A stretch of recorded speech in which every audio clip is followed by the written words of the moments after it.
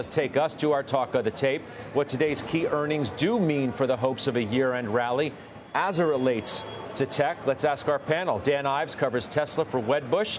Alex Kantrowitz, big technology founder and a CNBC contributor. Jason Snipe of Odyssey is also a CNBC contributor. He owns many of the tech names, including Netflix. So we're going to lean on Jason in a moment. But Alex, I begin with you. Netflix has not traded well, to say the least. Shares are down 12% in a month. What's the issue? I'm embarrassed because last quarter I was here and I said it seemed like it was in a good place as far as valuation goes. It subsequently dropped about 26%. I think the big issue for investors here is the prospects of growth. You know, I think there's been some positive headlines around the fact that the password sharing crackdown has happened and that advertising is coming. But, you know, they haven't delivered the results that make you believe that they're sustainable long run. Yes, password sharing has helped grow users after some user contraction, but the reports are the advertising is just not going the way that it hoped. There was a report in the information that I read recently that said the subscribers and the money coming in from advertising are about half what the company expected this year. What if the cold truth here is that people just don't want to watch Netflix with ads, even if it's cheaper? I think they do. I mean, I'm on the ad-supported tier, and it's fine for me. I mean, part of that is because when we go past those ad units, sometimes there's no ad that even runs. I think, and by the way, that indicates that Netflix is having trouble selling the ads. It's difficult to build an advertising operation from scratch. To me, that's the problem. It's not been the demand necessarily from the consumers. So net subs, what, 6.1 are expected? Is that number at risk? I don't think so. I think they're going to hit their sub number. But again, for Netflix, is not necessarily right now about the short-term sub ads. It's about leadership telling folks that we can expect that growth in the future once the tactics have run their course. And I don't think the market has seen that to this point, and that's why we're having some of these issues. So, Jason Snipe, I mean, you've had to watch this stock go through its tribulations over the last, down in a month it's down almost 9%. Excuse me, it's down to 12%. In a month. I was looking at Tesla, which has its own issues, and we're going to get to those in a minute with Dan Ives. But how do you approach this number now, coming into overtime tonight? Yeah, I think it's going to be somewhat of a mixed bag. I think Alex hit the nail on the head in terms of I think the numbers will be relatively in line. I think subs you'll hit probably around 6 million. They'll probably likely be around $8.5 billion worth of revenue, but yes, I mean, clearly all the discussion around password sharing and the ad-supported tier, we heard from them in the conference, Bank of America's media conference on September 13th, and that's where you started to really see the pullback on the stock when they talked about, those numbers will likely be somewhat muted in this upcoming print. So there's obviously concern for me, but I do think, the password sharing, there's 100 million users that they can potentially monetize going forward. The ad-supported tier is obviously the rollout is taking longer than expected, but I do think in the coming quarters you could see some growth there. And I also think their opportunity is really internationally. That's where the membership growth is growing at close to 90%. So I think that's where the opportunity is for Netflix. All right, so Dan Ives, speaking of growth as it relates to Tesla, which has had its own issues from a stock standpoint, they're growing. They want more growth. And Musk is obviously willing to keep cutting prices to get there. Look, I think so far the strategy's paid off in terms of cutting prices for volumes, and we've seen that with demand, I think, holding up strong relative to the macro. But, Scott, no doubt, I mean, there's a line in the sand here where I think investors going into this print are nervous that more price cuts could be on the horizon. You told me before that you thought they were done. They're obviously not done. So we believe they're about 95% done. And what I think is going to be key on the conference call is them basically putting a line in the sand. Like, there could be some price cuts, but ultimately the vast majority in the rearview mirror. And we believe margins now trough out this quarter going into Q4. And that's really been our call here, is that you navigate through this sort of trough for margins. They're in a point where they continue to own the EV market. And that story, in terms of going after demand and volumes, that's been the right poker move, in our opinion, from us. Well, what makes you believe that they're done with the price cuts, as they obviously are laser focused, Musk is, on competition? They have to be done with the price cuts in order to hold up the margins that you say will, even though they've narrowed as a result of everything they've done. Yeah, and no doubt it's been a tough few quarters when it comes to margins, but I think that's been the right move in terms of going for volumes in this Game of Thrones that's going on. To me, it's the Model 3 refresh. What we're seeing in China in terms of what I believe is sort of going further and further upstream. And even though demand, obviously in this macro, not roses and rainbows, when it comes to EV, it continues to really be Tesla that owns the market. And I even think what you see with the UAW strike in Detroit, that big competition that was going to come, that's really been a gut punch to what we see with Ford and GM. So this is a time for them to go on the offensive, not defensive. Expectations for Tesla, are they low, given what's happened with the stock price? Because options are pricing in a smaller move than we would normally see. And by the way, from a stock standpoint, Bespoke was talking earlier today that this is the quarter where the results give the stock the biggest boost historically rather than any other. I think it's 4% on earnings day. What do you think? Well, I think, look, a lot of numbers across the board. You've seen the Band-Aid ripped off in terms of number of cuts. I think the big focus here, Scott, is really gross margin. When you look at auto gross margin ex credit, can it be above 17%? I think that's sort of the whisper number that the streets focus on. But the most important thing, the drum roll, will Musk commit to basically the vast majority of price cuts being done and margins troughing out here. And what I believe, look, take a step back, still talking 35% type of growth from an auto delivery perspective, where others, have seen tepid growth. Is Netflix's near-term growth at risk, Alex, do you think, as a result of what's happening with the ad uptake, if you want to call it that? As you said, it's going to take a bit of a while to build it out. Who knows what sort of economy we're going to end up with in the next 6 to 12 months. So what about the near term? That's really what investors are focusing on more than anything right now. Near-term revenue growth is definitely at stake. I'm not sure about subscriber growth, but if I were watching Netflix revenue, I would be absolutely concerned. I mean, it's a standard ad unit. It looks exactly like the TV ad units that buyers are buying. So why is there trouble filling the spots? To me, that's a glaring red flag. Netflix needs to get this figured out immediately, or else there's going to be some serious trouble for that company as far as it goes to showing Wall Street exactly the type of money that they need to be bringing in. All right, we had that sound effect on the screen because we're session lows for all three of the majors as we begin this final hour. Almost a 300-point decline for the Dow Jones Industrial Average, which we'll keep watching. The question, I guess, Jason Snipe, for you regarding Netflix, as some other analysts are suggesting, is that whether that company should just start spending more.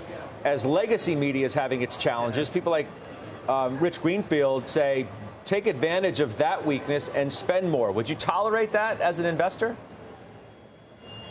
I think that's a very important question, Scott. And obviously, what I'll be listening for is free cash flow. I mean, their free cash flow has been growing pretty dramatically over the last year or so, and they have over $4 billion in free cash flow. And I think they're better positioned than the other streamers that are out in the marketplace. So as it relates to content spend, they have a really strong library as it stands, and I think they have better flexibility than the others. And I do think there might be some CapEx there, which I think could drive continued revenue growth going forward. So I like their prospects from that perspective. Dan Ives, it's all about targets that you set.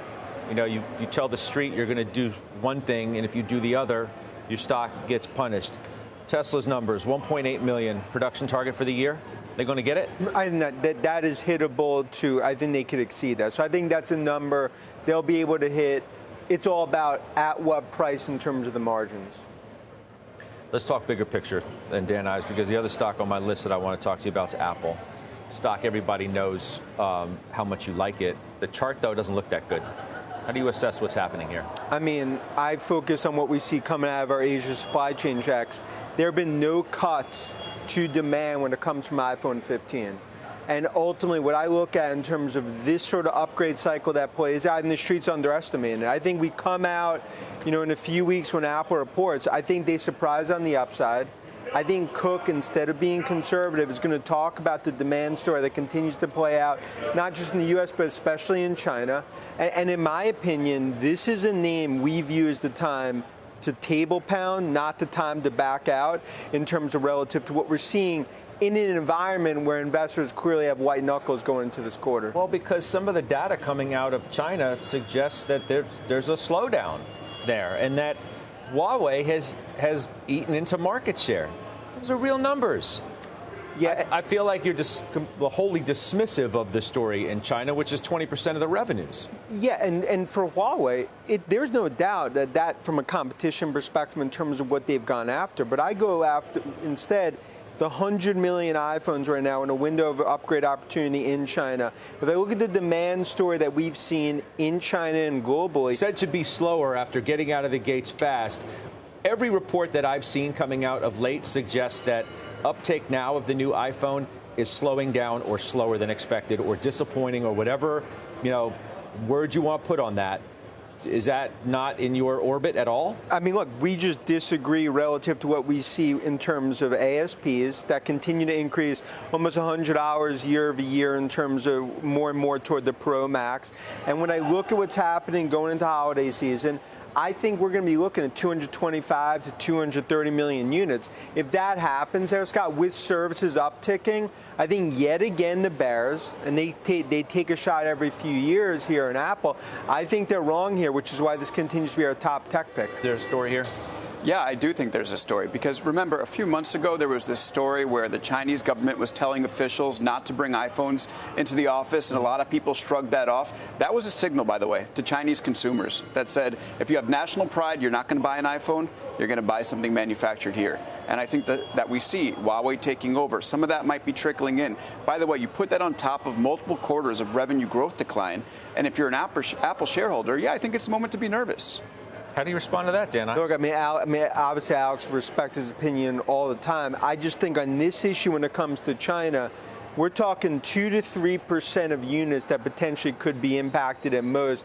I do believe ultimately the bark's been worse than a bite there in terms of what we're seeing come out of supply chain. Next week, we'll be in Asia doing more and more checks. And I think so far, ultimately from a demand story, iPhone 15, no cuts in terms of the supply chain. That's the most important thing, Scott, that I look at. When does the revenue growth story start to reverse itself? Because that's been, one of the more dominating narratives that's emerged over the last few quarters. No, I think when we go into December and March, that's where that starts to uptick. Not just on services going toward back to double-digit growth, but I think units you could see increase and call mid-single digits. But the ASP, which Alex knows well, that's an important thing that's happening here. And I just point back to 240 million iPhones have not been upgraded in 4+ years, and I think that's something that the street is sort of missing here relative to playing out. Assuming you think people have money left for an expensive iPhone after spending on travel upon hotels, cruises, and everything else. Jason Snipe, how do you feel about the biggest, and some would say the most important stock in the market, which over a week is down a couple of percentage points, and as some have suggested, the chart doesn't look great? Absolutely, and I think the challenge here is clearly the multiple. When you have somewhat of anemic revenue growth over the last several quarters and a 9% long-term growth rate, and a forward multiple of 29 times, I think that becomes challenging when you're looking at the greater mega cap tech spectrum and where other places you can own stock. So as I look at the incremental buyer here, that's what I think is challenging, and I agree. I mean, it's very close to the 200-day, where it's pricing at now. So I think that's what some of the challenges is, as well as what's going on with the iPhone 15, upgrade cycle. It's not looking as rosy as we had expected, maybe a quarter or two ago. So set it all up then for me, Jason. I said this is, at the outset, this is the first moment of truth for important tech. Netflix is important. Its market cap is but $150 billion relative to a $700+ billion for Tesla. So there's obviously a size advantage for Tesla. It matters more in terms of movement in markets because of how its market cap weighted. But what about for the space of mega cap overall? Yeah, no, I think obviously these prints later on this afternoon are going to be important, and then we turn to next week when we have Amazon and Meta and Microsoft as well. So I think, the price action hasn't been great over the last few weeks, but when I think about the mega cap tech space and I look at this year and what has already gone on, I think about the catch-up trade as well for the fourth quarter. What really resonates with me is predictability of earnings, and I think earnings strength within the mega cap tech spectrum is going to be strong, and I think that's why folks will continue to turn there and feel good about them going forward. You talk, Dan Ives, you look at what these companies are trying to do. Netflix, the ad tier is sort of the key perhaps for their next, leg of growth. For Tesla, it's the batteries. They continue to sign more deals with more major automakers around that end. Thinking about AI as well, autonomous driving. Where are we? I want a reality check from you. I don't want Musk talk. I want Ives talk on a reality check on where autonomous is truly going, where it is, and what it means for that AI story that has been dominant for the last 8-9 months. Yeah, I think they've clearly turned the corner in terms of a lot of the issues they've had. But 2024 is a key year. I mean, for them to really make strides when it comes to autonomous and what I would say the AI story for Tesla. I do believe the AI story and FSD for Tesla is a huge part of what I view as the sum of the parts in the next leg. And Scott, take a step back in terms of this earnings season. You talk about reality versus hype. I think the big theme, we'll see it next week. I think when it comes to Microsoft, Amazon, what we'll see from Google, I think cloud, you're going to see an acceleration. The AI monetization, it's not just the godfather of AI, NVIDIA. I think now the rest of tech starts to participate in the party. That's going to be important in terms of this earnings season. 10, 11 months or so, Alex, into this whole AI hype machine. Did we overdo it at the beginning? Are we just right? Where do you think we are? I think we overdid it a little bit. There was a belief that this original version of ChatGPT and the OpenAI GPT 3 and 4 models were transformative. They're the step to getting us there. In the meantime, we've seen a lot of building from enterprises, a lot of differentiated chatbots, not just the general purpose chatbots, but something that's being used for law, something used for medicine, something specific for students, plenty of these character chatbots coming from a company like Meta. We're in the settling out moment right now. I mean, to match the hype that we saw 10 months ago would have been nearly impossible. But that being said, unlike some of the other big hype and big trends that we've seen in tech that haven't amounted to anything, I am seeing tech companies really build with this stuff, deliver actual benefits to their customers. And so this is real. It's just going to take a little bit more time for it to ramp up. Which leads me back to Jason Snipe, who's going to get our last word today, because NVIDIA is where many bets have been placed, as you know. Jason, the stock's down 10% in a week alone. You have these new export bans weighing on the stock. As some of the notes today from Wall Street analysts were taking price targets down, not by huge amounts, but nonetheless, taking price targets down. It seems to be no margin of error for NVIDIA relative to where the story's gotten that stock to. Absolutely, Scott. So I think, clearly the export bans are weighing on the stock. This week it's down 10% relative to this week. But I think going forward, and I think the margin for error has obviously decreased, when we look to the print in a couple weeks. And I think what's going to be important, guess what? I mean, NVIDIA has delivered, and that's why the multiple is cheaper today than it was, 6 months ago, even with all the growth that it's already had this year. So for me, I do think they're going to deliver. I do think the demand for their GPU chips or GPU chips, I should say, is extremely valuable, and I think that will play through, when they report. But clearly, the bar continues to set higher, as we get closer to their report. All right, we're going to leave it there.